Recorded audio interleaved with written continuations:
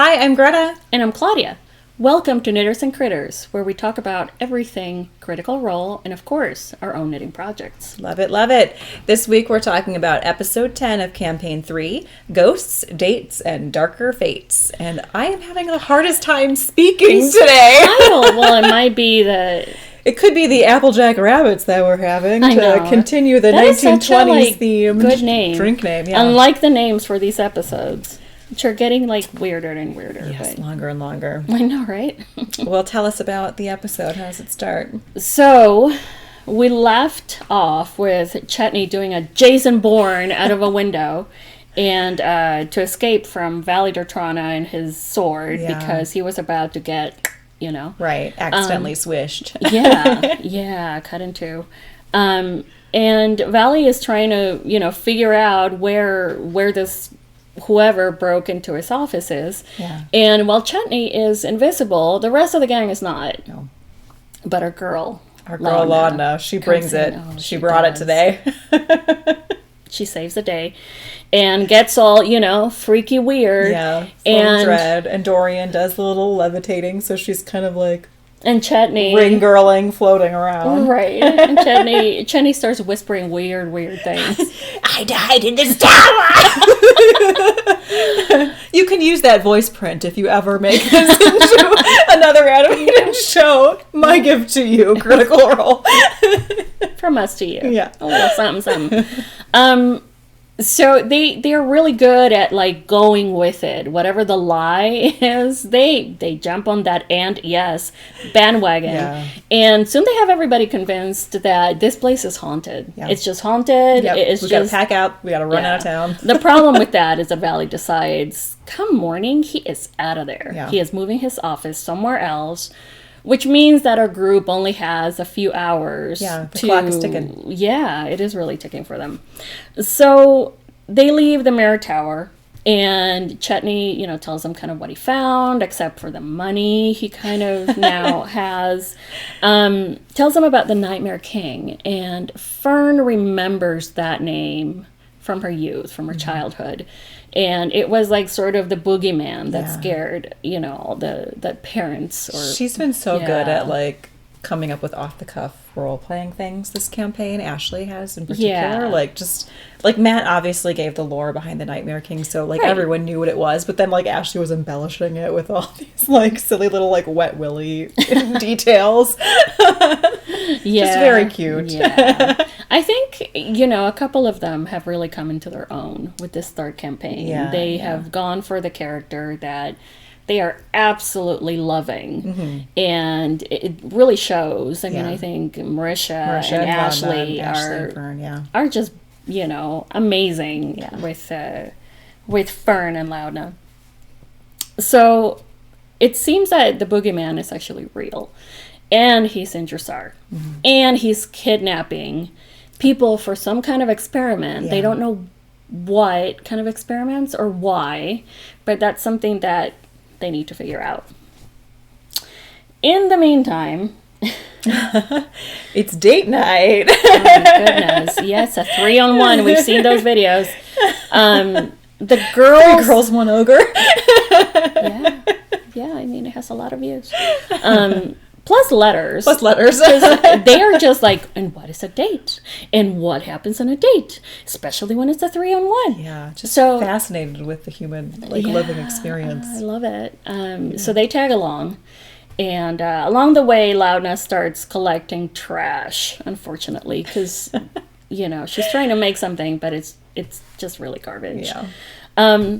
Ashton, however, has their own business to attend to, and they meet at the Spire by Fire. Yeah, later on that evening. Mm-hmm. Around midnight. After the date, which did not go well for the poor ladies. I know. And at that point, Dorian reveals to the whole group that he gave... I still think it was... I think it was before that. I think that Dorian said that they were all trying to figure out when they went to the cable car, where they were going to meet, and someone said, "Oh, we'll just use the sending stone," and Dorian had to cop to not having the sending stone anymore. Yeah, and he gave it to Cyrus, which I think the group would have understood and been okay with had he said that before he actually did it. I don't know if it's like a character thing or just something that it's part of his like childhood trauma that, Dorian just seems to. I think that's like a character flaw that Robbie is playing into with Dorian. Right. Yeah, just like a stupid thing to lie about, like, and for what reason? Because you didn't want to have a possibly uncomfortable conversation. Like, everyone would have understood. Yeah, they were all very, like, kind and understanding about it. So, yeah, he reveals to the group that he has given the stone to Cyrus. Yeah. So they'll all have to meet up just at midnight at the Spire by Fire later on. But in the meantime, Ashton has some mysterious business to take care of over on the Lucent Spire, which is not a place we've been to yet. We have not. So very, like, swanky part of town. And he goes to this really, like, creepy-ish, gothic-looking estate that belongs to an elven woman named Gianna Hexam. And if you remember, the initials JH were important a couple episodes ago, because the golem that Cyrus got accused of stealing had JH on their chest. And, it's the same person. We pretty much get confirmation of that right away when Ashton goes in and starts talking to Gianna Hexam. Ashton does say, like, hey, I think, maybe you put the bounty on Cyrus Wyverwind, right? And she's like, yes, of course, that was obviously me. He stole from me. And Ashton, like, hints that she's looking for the wrong person. But he doesn't, like, just come out and say and, like, lay out the case. And on one hand, I understand, like, maybe he didn't want to, like, get Dorian in danger or further incriminate Cyrus in any way. But I kind of wonder, like, if he had just leveled with her, like, maybe she would have decreased the bounty or widened the net to anyone who may have been involved, not just Cyrus, who's obviously the patsy in this case. Yeah. It's like typical Taliesin, though. He always does this with his characters, and I think Matt probably knows him well enough to, like, understand what he's getting at when he, like speaks in half sentences. I know. Like, just as a person, I think that would probably bother me. But anyway, Gianna Hexam had sent Ashton a note in a couple of games prior, like, asking them, to come to her estate. That's because she has a job for them. Ashton apparently owes Gianna a great deal of money. Who doesn't he owe? No, he owes money to everyone. But every it sounds bar. like some mischief that he got into with his old crew, the Nobodies. Right. And he does go into it later. But during this conversation that he has with Gianna, she mentions that she's kind of in this little quarrel with a rival noble person named Yvonne, who runs some kind of, I think it's a museum of some kind out in the Hartmoor Hamlet. And Yvonne very snootily says, well, no one would dare to break in to my place. Like, I'm too beautiful, or my security system is too impregnable. Challenge accepted. Yeah, and that's exactly what Gianna says. Like, F you. I know a shady dude who I don't mind if he gets murdered, apparently, and I will send him your way. Yep. And Ashton does seem interested. It sounds like if he does this job for her, whatever debt they have between them might be cleared. But they do say that they need to kind of wrap up business here in the city with Valley Dortrana and with the Nightmare King. And Valley's name certainly makes Gianna interested. She's like, be careful, he's powerful. Like, watch what you're doing, darling. Yes, definitely. Yeah, so that should be interesting.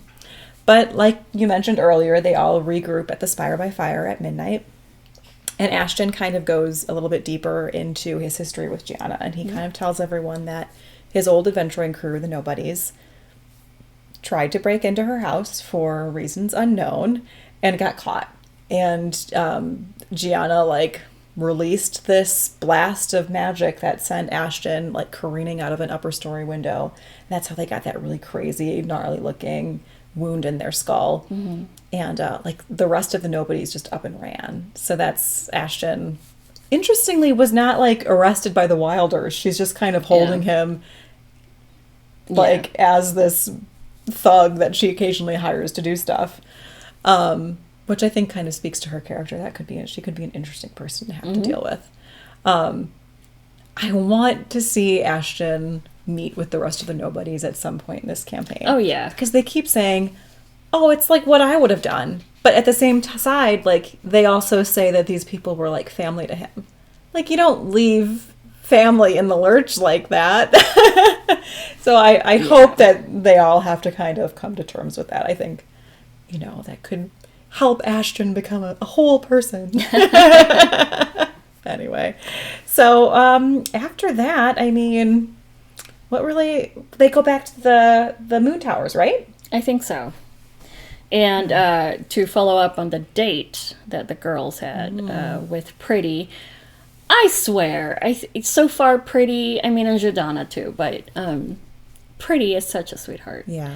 And I am glad that he knows his worth, because he totally friend zones the girls. And he's like, you're all lovely. However, it's not you or you or you. Yeah. It's my God, it's like Goldilocks. Like, what do you want? I know, right? We got creepy, we got smart, we got funny, we got babe. Oh my goodness. Yeah, that was we have letters. Right? I mean, that's the bonus. Yes. I'm sure he's got an appliance for everything. Oh my gosh. Yes, I said that. Thank you, drinks. Drinks for the win. So after they get friend zoned, they all regroup at the moon tower, right? Yep. They also decide they need to break back in, because remember, Vali Dertrana is going to move his office out of that haunted... Got till dawn. Out of that haunted place. So they go in there with, again, Laudna's help, who scares the bejesus out of that guard. Like, he should have worn his brown pants that day. They're all going to need group therapy. They really are. They're going to go like, okay, I quit and I'm going to find somebody. I need to find religion. Right? Oh my goodness. So Ira is still there in his creepy, when I hear, when he comes on the scene, I think of the, what is it, Tony Stark called him Squidward in Infinity War. Yeah. It makes me think of, I mean, it probably looks nothing like that, but it just, like, makes me just look really creepy, very formally dressed, yes, I wear head and slender. tails to gruesomely torture people. And he's talking to his pets, very like including Gurge. The mysterious Gurge is there in a cage. Yeah, and there's also sort of nasty toys in that place. Yeah. It's like the ultimate dungeon of Dungeons and Dragons. And he spots Chetney, who didn't roll that well. Mm-mm. And he I wonder if it even would have mattered. I think he was going to know might be that powerful. Yeah, and he says, "Welcome to my workshop." Dun dun dun. Yeah. Next episode's going to be an interesting one. I think it's going to be like their first, like, boss battle. Yeah. Should be good. Yeah. Well, should we switch tracks and talk about some knitting? Let's talk about the knitting. What's on your needles this week?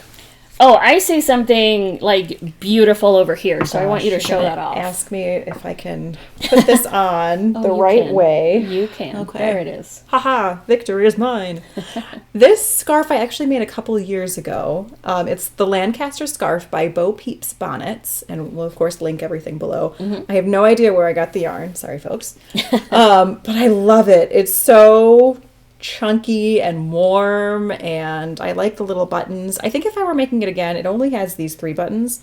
I think I would put another button up here just to kind of anchor it. Like secure it over there. Yeah, and also to like give you a clue as to how to put it on when you're wrangling children and if you had too many drinks.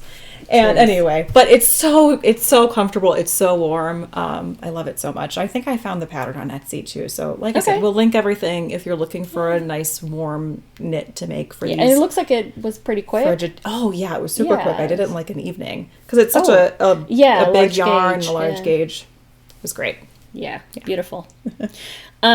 So I was working on my test knit for Hailey at Ozetta last time, and I finished it. Ta-da! I am so happy with this. It was very quick, as you know, if you'll remember, just last week it was like this big. It was on a pretty large gauge, on a size 10 needle. You're also a machine, Claudia. I do my best to bridge, machine to human. Soon we'll be